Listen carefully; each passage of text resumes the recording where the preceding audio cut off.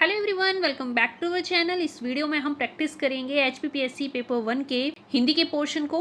10 question जो है इस वीडियो में डिस्कस किए जाएंगे और हर एक क्वेश्चन से रिलेटेड फैक्ट भी साथ में डिस्कस किया जाएगा, तो वीडियो के साथ लास्ट तक जरूर बने रहें। वीडियो के लास्ट तक भी किसी क्वेश्चन से रिलेटेड आपकी क्वेरी हो तो आप कमेंट बॉक्स में मैसेज ड्रॉप कर सकते हैं। फर्स्ट क्वेश्चन है यहाँ पे, जो आदमी पत्र बांटता है वह डाकिया होता है। रेखांकित उपवाक्य का प्रकार है। पहले तो पता होना चाहिए कि उपवाक्य क्या होता है। वाक्य तो हमें पता है, उपवाक्य होता है वाक्य का अंश। वाक्य का वो भाग जिसका खुद का अर्थ होता है उसे उपवाक्य कहते हैं। तो रेखांकित भाग जो है वो ये है, जो आदमी पत्र बांटता है, ये विशेषण उपवाक्य है, क्योंकि ये वाक्य के दूसरे भाग की विशेषता बता रहे हैं। डाकिया क्या करता है? पत्र बांटता है, तो दूसरे भाग की विशेषता बता रहे हैं, इसीलिए ये विशेषण उपवाक्य होगा। बी ऑप्शन सही आंसर है। विशेषण उपवाक्य को कई बार सापेक्ष उपवाक्य भी कहते हैं, तो याद रखिएगा सापेक्ष उपवाक्य और विशेषण उपवाक्य सेम ही है। नेक्स्ट देखिए, हमारे एक अनुचित कार्य से प्रतिष्ठा समाप्त हो जाती है, किंतु प्रतिष्ठा अर्जित करने में पूरी जिंदगी खर्च हो जाती है। रचना की दृष्टि से वाक्य का प्रकार है। रचना के आधार पर वाक्य के 3 भाग होते हैं, सरल वाक्य, संयुक्त वाक्य और मिश्र वाक्य। ये जो वाक्य दिया हुआ है ये 2 या 2 से अधिक वाक्यों से मिलकर बना है, तो ये संयुक्त वाक्य होगा। सी ऑप्शन इस क्वेश्चन का सही उत्तर है। नेक्स्ट क्वेश्चन है, निम्नलिखित में शब्द अलंकार है। 4 ऑप्शन है, उपमा, अनुप्रास, रूपक, उत्प्रेक्ष। इनमें से आपको बताना है कि शब्द अलंकार कौन सा है। पहले तो पता होना चाहिए कि अलंकार क्या होते हैं। जो काव्य की शोभा को बढ़ाने के लिए तत्वों का यूज किया जाता है, शब्दों का यूज किया जाता है, उन्हें अलंकार कहते हैं। अलंकार बेसिकली 3 टाइप्स के होते हैं, शब्द अलंकार, अर्थ अलंकार और अभय अलंकार। शब्द अलंकार फर्दर 4 पार्ट में डिवाइड होते हैं। कौन कौन से? अनुप्रास, यमन, श्लेष और वक्रोक्ति। तो इनमें से आपका सी ऑप्शन सही होगा। शब्द अलंकार का टाइप है अनुप्रास अलंकार।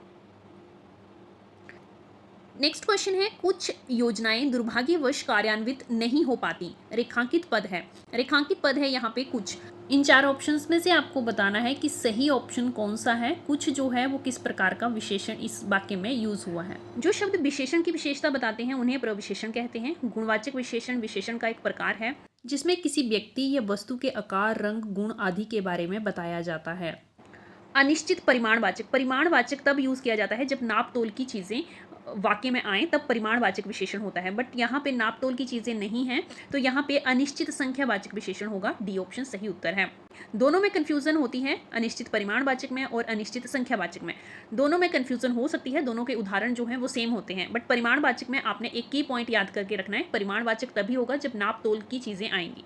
चलिए नेक्स्ट क्वेश्चन देखते हैं। वह अचानक बैलगाड़ी से नीचे कूद गया। इस वाक्य में प्रयुक्त कारक का प्रकार है। वो बैलगाड़ी से नीचे कूदा है, बैलगाड़ी से वो नीचे कूद गया है, अलग हो गया है, तो अलग होने के लिए कौन सा कारक यूज होता है? अपादान। सी ऑप्शन जो है इसका सही उत्तर है। कारक क्या होते हैं? कारक संज्ञा और सर्वनाम को क्रिया से जोड़ने का काम करते हैं। संज्ञा या फिर सर्वनाम को क्रिया से जोड़ते हैं, उन्हें कारक कहा जाता है। कारक 8 प्रकार के होते हैं बेसिकली। कौन कौन से? कर्ता, कर्म, करण, संप्रदाय, अपादान, संबंध, अधिकरण और संबोधन।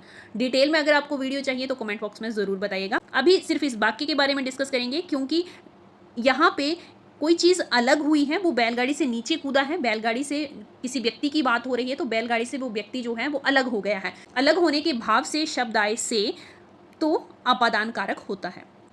नेक्स्ट देखिए, गोपियां यमुना नदी में अकंठ डूब गईं। रेखांकित पद किस समास का उदाहरण है? जब भी आपको समास फाइंड आउट करना है तो पहले समास का विग्रह करना है। अकंठ का समास विग्रह होता है कंठ तक। इसका जो पूर्व पद है कंठ, वो प्रधान है। पूर्व पद प्रधान हो तो अव्ययी भाव समास होता है। सभी क्वेश्चंस को डिटेल में डिस्कस कर रहे हैं, तो समास के भी प्रकारों की बात कर लेते हैं। समास बेसिकली 6 टाइप के होते हैं। कौन कौन से? तत्पुरुष, अव्ययी भाव, बहुब्रीहि, कर्मधारय, द्विगु और द्वंद्व। जिसमें से अव्ययी भाव की बात करें तो अगर पूर्व पद मीन्स पहला पद, अगर पहला पद समास विग्रह के बाद पहला पद देखना है, अगर वो प्रधान है तो अव्ययी भाव समास होता है। नेक्स्ट देखिए, काठ का हांडी बार बार नहीं चढ़ता। लोकोक्ति का अर्थ है, इसका अर्थ होता है किसी व्यक्ति को एक ही बार ठगा जा सकता है, बार बार वो नहीं ठगता। नेक्स्ट देखिए, निम्नलिखित में से कौन सा शब्द पुत्री शब्द का पर्यायवाची नहीं है? पर्यायवाची नहीं है, ये ध्यान रखना है। क्वेश्चन कैसे पूछा गया है? पुत्री शब्द के पर्यायवाची क्या क्या होते हैं पहले वो डिस्कस करेंगे। बेटी, नंदिनी, तनुजा, अंगजा, कुमारी, दुहिता, तन्या, सुता, ये सारे जो हैं वो बेटी के पर्यायवाची हैं, जबकि दारा जो है वो बेटी का पर्यायवाची नहीं होता है। तो इसका सही आंसर आपका दारा हो जाएगा। दारा जो है वो यूज़ किया जाता है एज ए वाइफ, जैसे गृहलक्ष्मी, बामंगनी, संगिनी, बहू, वो दारा के पर्यायवाची शब्द हैं। 2 शब्द हमने पर्यायवाची एक ही क्वेश्चन में डिस्कस कर लिए। बेटी के भी आपको पर्यायवाची पता चल गए, पुत्री के पर्यायवाची क्या क्या होते हैं और दारा किस शब्द के लिए यूज़ किया जाता है और दारा शब्द के पर्यायवाची, क्योंकि क्वेश्चन जो है किसी से भी रिलेट जा सकता है, सभी हम रिलेट करके साथ साथ डिस्कस करेंगे। नेक्स्ट है, मैं यहाँ अक्सर आ जाया करता हूँ। रेखांकित पद क्रिया का प्रकार है। मुख्य क्रिया, सहायक क्रिया, प्रेरणार्थक क्रिया, संयुक्त क्रिया। देखिए यहाँ पे क्रिया जो है आ जाया करता हूँ, आ भी रहा है और जा भी रहा है, तो 2 प्रकार की क्रियाएं यहाँ पे साथ में कर रहा है, तो ये होगी संयुक्त क्रिया। नेक्स्ट क्वेश्चन है, आपकी इच्छा है चाहे दिल्ली जाओ या मुंबई। रेखांकित पद है। यहाँ पे आपको बताना है कि चाहे और या, ये 2 शब्द जो हैं वो इन 4 ऑप्शन में से कौन सा है। फर्स्ट है संबंध बोधक अव्यय।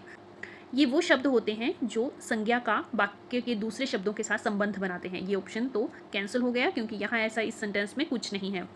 क्रिया विशेषण, ऐसे शब्द जो क्रिया की विशेषता बताएं उन्हें क्रिया विशेषण कहते हैं। यहाँ पे चाहे और या, ये दोनों शब्द जो हैं वो क्रिया की विशेषता नहीं बता रहे हैं। नेक्स्ट आपका आता है वेदीकरण समुच्चय बोधक अव्यय और समानाधिकरण समुच्चय बोधक अव्यय। यहाँ पे डी ऑप्शन सही होगा, समानाधिकरण समुच्चय बोधक अव्यय। समुच्चय बोधक अव्यय शब्द वो होते हैं जो 2 वाक्यों को या 2 शब्दों को जोड़ते हैं। समानाधिकरण क्योंकि इनमें समानता जो है वो प्रदर्शित हो रही है, इसीलिए डी ऑप्शन सही होगा। आई होप ये वीडियो आपके लिए इन्फॉर्मेटिव हो। वीडियो पसंद आए तो लाइक ज़रूर कर दें। Thanks for watching.